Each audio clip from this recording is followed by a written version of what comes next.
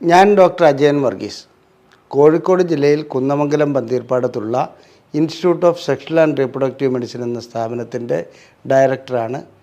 International association of sexual medicine practitioners modern medicine എന്ന അസോസിയേഷൻ്റെ ചെയർമാനുമാണ്.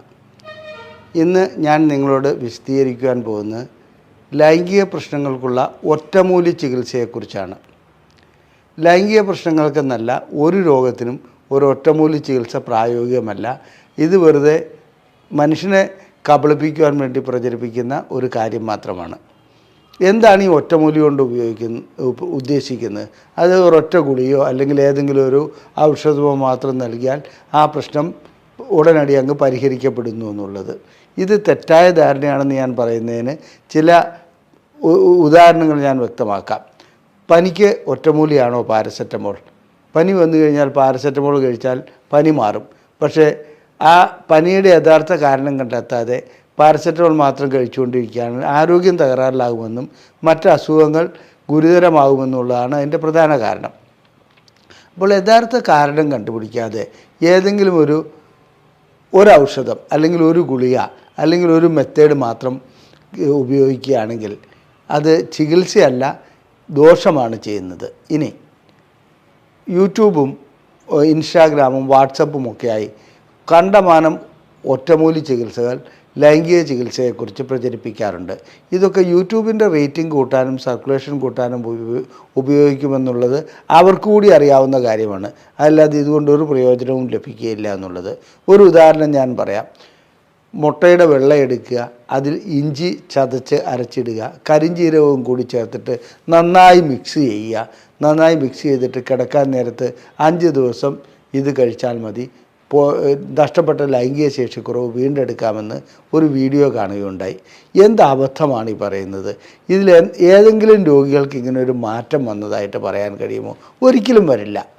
എന്നിരുന്നാലും ഈ ഒറ്റമൂലി എന്ന് കേൾക്കുമ്പോൾ നമുക്കെല്ലാവർക്കും ഒരു ആവേശമാണ്. അതൊന്ന് കഴിച്ച് നോക്കിക്കളയാം, കുഴപ്പമൊന്നുമില്ല എന്നോ, കുഴപ്പമൊന്നും ഇല്ലല്ലോ എന്നുള്ളത് ശരിയാണ്. അതുകൊണ്ട് പ്രത്യേകിച്ച് കുഴപ്പമൊന്നും ഉണ്ടാവില്ല. എന്നാൽ വേണ്ട രീതിയിലുള്ള യഥാർത്ഥ ചികിത്സ നൽകുന്നതിന് ഒരു വിമുഖത ഉണ്ടാക്കുന്നതിൽ ഈ സംഗതി ഉപകാരപ്പെടാറുണ്ട്. അതാണ് ഇതിൻ്റെ ദോഷവും.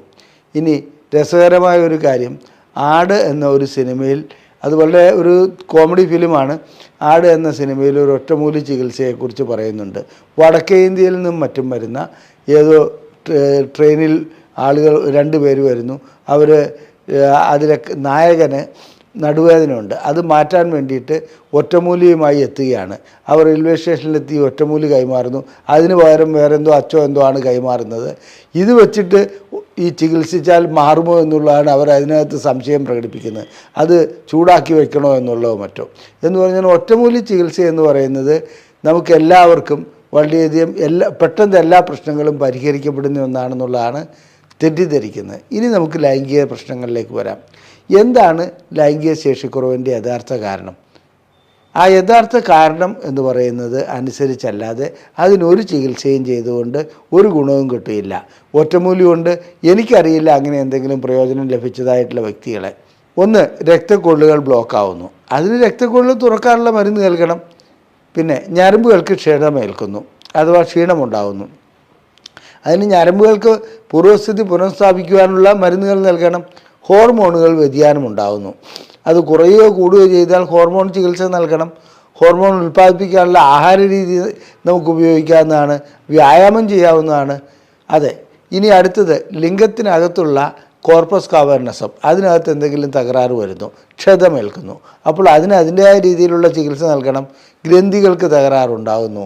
അങ്ങനെയുള്ള പ്രശ്നങ്ങൾ ഉണ്ടാകുകയാണെങ്കിൽ അതിന് എന്താണ് കാരണമെന്ന് കണ്ടെത്തി അതിനനുസരിച്ചുള്ള ചികിത്സ നൽകണം. ഇതൊന്നും വേണ്ട, എനിക്കൊരു ഗുളിക ഇങ്ങ് തന്നാൽ മതി. അപ്പോൾ മെഡിക്കൽ ഷോപ്പിൽ പോയി ജനങ്ങൾ എന്ത് ചെയ്യുന്നു? ഒരു ഒറ്റമൂലിയാണ് ലൈംഗിക ശേഷിക്കുറവുള്ള ചികിത്സ, വയാഗ്ര പോലെയുള്ള ഗുളികകൾ വാങ്ങിക്കഴിക്കുന്നു. സത്യത്തിൽ വയാഗ്ര കഴിക്കുന്നതോടുകൂടി അവരുടെ ലൈംഗിക പ്രശ്നങ്ങൾ താൽക്കാലികമായിട്ട് മാറപ്പെടാറുണ്ട്. ഒരു 95% വ്യക്തികൾക്കും ഈ വയാഗ്ര കഴിക്കുന്നതുകൊണ്ട് ആ സമയത്ത് പ്രശ്നങ്ങൾ പരിഹരിക്കപ്പെടുന്നുണ്ട്. എന്നാൽ നമ്മളൊന്ന് ആലോചിക്കണം, ഒരു 2 മാസമോ 3 മാസമോ കഴിയുമ്പോൾ ഇതിൻ്റെ ഡോസ് കൂട്ടേണ്ടതായി വരുന്നു. അതെന്തുകൊണ്ടാണ്? യഥാർത്ഥ പ്രശ്നം അവിടെ പരിഹരിക്കപ്പെടുന്നില്ല. എന്തുകൊണ്ടാണ് ഇത് സംഭവിച്ചത്? അതിൻ്റെ കാരണങ്ങൾ കണ്ടെത്തുന്നില്ല. അങ്ങനെ കാരണങ്ങൾ കണ്ടെത്തി ചികിത്സിക്കുകയായിരുന്നെങ്കിൽ തീർച്ചയായിട്ടും ലൈംഗിക പ്രശ്നങ്ങൾക്കുള്ള പരിഹാരം അവിടെ ഉണ്ടാവും. ഈ വയാഗ്രോ അല്ലെങ്കിൽ എന്തെങ്കിലും ഒന്ന് വാങ്ങി കഴിച്ചു കഴിഞ്ഞാൽ തുടർച്ചയായി ഇത് കഴിച്ചു പോകുന്നു. അതിൻ്റെ ഡോസ് ഒരു ഗുളികയ്ക്ക് പകരം 1.5 ആവുന്നു, 2 ആവുന്നു, 3 ആവുന്നു. അങ്ങനെ പോയി കഴിഞ്ഞാൽ ഇത് എവിടം വരെ എത്തും? യഥാർത്ഥ കാരണം ചിലപ്പോൾ അദ്ദേഹത്തിന് അമിതമായിട്ടുള്ള വണ്ണമുള്ളതാകാം, അതുവഴി രക്തക്കുഴലുകൾക്ക് ബ്ലോക്ക് ഉണ്ടായതാകാം, പ്രമേഹം ഉണ്ടാകാം, അല്ലെങ്കിൽ പ്രഷറിൻ്റെ പ്രശ്നങ്ങളാകാം, സ്ട്രോക്ക് വന്നതാകാം. ഇത്തരം കാര്യങ്ങളൊന്നും കണക്കിലെടുക്കാതെ ഒരു ഒറ്റമൂലി എന്ന ലെവലിൽ വയാഗ്ര ഗുളിക കഴിക്കുന്നത് പരമ മണ്ടത്തരമാണ്. ഈ മണ്ടത്തരം വഴിക്ക് ശരീരം തകർക്കുകയാണ് ചെയ്യുന്നത്. ഇനി ചില ഒറ്റമൂലി ചികിത്സ പോലെ പലപ്പോഴും പലര് വാട്സപ്പ് വഴിക്ക് ചോദിക്കുക, സാർ എന്തെങ്കിലും ഒരു ടിപ്പ് പറഞ്ഞു തരണം, എനിക്ക് 2 മാസമായിട്ട് ഭാര്യയുമായി ബന്ധപ്പെടാൻ കഴിയുന്നില്ല, എനിക്ക് രാവിലെ എഴുന്നേൽക്കുമ്പോൾ എൻ്റെ ലിംഗത്തിനൊരു മാറ്റവുമില്ലാത്ത തളർന്ന് തന്നെ കിടക്കുകയാണ്. അപ്പോൾ ചികിത്സയ്ക്ക് വരണമെന്ന് നമ്മൾ നിർദ്ദേശിക്കുക, അതിനിപ്പോൾ ചികിത്സയ്ക്ക് വരാൻ സൗകര്യപ്പെടുകയില്ല, കുറച്ച് തിരക്കുകളുണ്ട്, സാറ് ടിപ്സ് പറഞ്ഞു കൊടുക്കണമെന്ന്. ഇതിനൊക്കെ എന്ത് ടിപ്സാണ് പറയാനുള്ളത്? ശരിക്കും അതായത് രക്തക്കുഴലുകൾ ബ്ലോക്കായതാണെങ്കിൽ അതിന് പരിഹാരം കണ്ടെത്തണം. ഞാൻ നേരത്തെ സൂചിപ്പിച്ച എന്തൊക്കെ പ്രശ്നങ്ങളാണോ അതിനുള്ള പരിഹാരം കണ്ടെത്തണം. അതിനുള്ള ടിപ്സ് ഏതെങ്കിലും ഒരു ഗുളിക വാങ്ങി കഴിച്ചുള്ളൂ എന്ന് പറയാൻ കഴിയുന്ന ഒരു കാര്യമല്ല. അത്തരം ടിപ്സ് അതിനൊന്നും ഇല്ല എന്നുള്ളത് തന്നെയാണ് സത്യം. എല്ലാ കാര്യങ്ങൾക്കും ടിപ്സ് ഇല്ല. പിന്നെ ചികിത്സയ്ക്ക് പല വഴികളുണ്ട്. ആ വഴികൾ നാം മനസ്സിലാക്കേണ്ടതുണ്ട്. ഇപ്പോൾ സുൽത്താൻ ബത്തേരിയിൽ നിന്ന് കോഴിക്കോട്ടേക്ക് വരുവാൻ കാറ് മാർഗം വരാം, ബസ് മാർഗം വരാം, അല്ലെങ്കിൽ വേറെ വിമാനമേതായാലും സർവീസ് ഇല്ല, പിന്നെ നടന്നു വേണമെങ്കിൽ വരാം, ഓട്ടോറിക്ഷയ്ക്ക് വരാം. അപ്പോൾ ഇതിൽ ഏതാണ് അഭികാമ്യം എന്ന് ചോദിച്ചാൽ ഓരോ വ്യക്തിക്കും ഏത് സമയത്താണ് കോഴിക്കോട്ട് എത്തേണ്ടത് അതിനെ ആശ്രയിച്ചിരിക്കും. അല്ലെങ്കിൽ അതിന് എന്തുദ്ദേശത്തിലാണ് വരുന്നത് എന്ന് പറഞ്ഞതുപോലെ ലൈംഗിക രോഗ ചികിത്സയുടെ അല്ലെങ്കിൽ ലൈംഗിക ശേഷിക്കുറവിൻ്റെ കാര്യത്തിൽ ഈ സുൽത്താൻ ബത്തേരിയിൽ നിന്ന് കോഴിക്കോട്ടേക്ക് വരുന്നത് പോലെ എന്തെല്ലാം രീതികളാണ് ഉപയോഗിക്കേണ്ടത് ആ വ്യക്തിയാണ് തീരുമാനിക്കേണ്ടത്. ആ വ്യക്തിയെ സംബന്ധിച്ചിടത്തോളം അദ്ദേഹത്തിൻ്റെ ഭാര്യയ്ക്ക് പ്രശ്നങ്ങളുണ്ടെങ്കിൽ, പെട്ടെന്ന് ലൈംഗിക ശേഷി പരിഹരിക്കേണ്ടതുണ്ടെങ്കിൽ, പ്രശ്നം തീർക്കേണ്ടതുണ്ടെങ്കിൽ അതിനനുസരിച്ചുള്ള ചികിത്സ നൽകണം. സമയമെടുത്ത് ഒരു 2-3 മാസം കഴിഞ്ഞിട്ട് പരിഹാരമുണ്ടായാൽ മതി എന്നുണ്ടെങ്കിൽ അതിനനുസരിച്ചുള്ള ചികിത്സയുണ്ട്. അപ്പോൾ ചികിത്സ പല രൂപത്തിലുണ്ട്. അതിൻ്റെ അർത്ഥം ഇതിനൊരു ഒറ്റമൂല്യം ഉണ്ടെന്നുള്ളതല്ല. ഒറ്റമൂലി എന്ന് പറയുന്നത് ഈ ഉദ്ദേശിക്കുന്നത് വയാഗ്ര ആണെങ്കിൽ അത് പരമ മണ്ടത്തരമാണ്, ചെയ്യരുത്. അങ്ങനെ വാങ്ങിക്കഴിച്ച് ശരീരത്തിന് മറ്റു പ്രശ്നങ്ങൾ ഉണ്ടാക്കരുത്. ഇനി രോഗത്തിൻ്റെ അവസ്ഥ പ്രമേഹമുള്ളവർക്ക് പ്രമേഹവും നിയന്ത്രിക്കണം, ലൈംഗിക ശേഷിക്കുറവുള്ള ചികിത്സയും നൽകണം. ഹാർട്ട് അറ്റാക്ക് ഉള്ളവനെ സംബന്ധിച്ചിടത്തോളം ആ വ്യക്തിക്ക് ഹാർട്ട് അറ്റാക്കിനുള്ള ചികിത്സ നൽകാതെ ഒരു വയാഗ്ര മാത്രം നൽകിയതുകൊണ്ട് എന്ത് ഗുണമാണ് ലഭിക്കുന്നത്? അദ്ദേഹത്തിൻ്റെ ഹാർട്ട് അറ്റാക്ക് മൂർച്ഛിക്കുകയുള്ളൂ.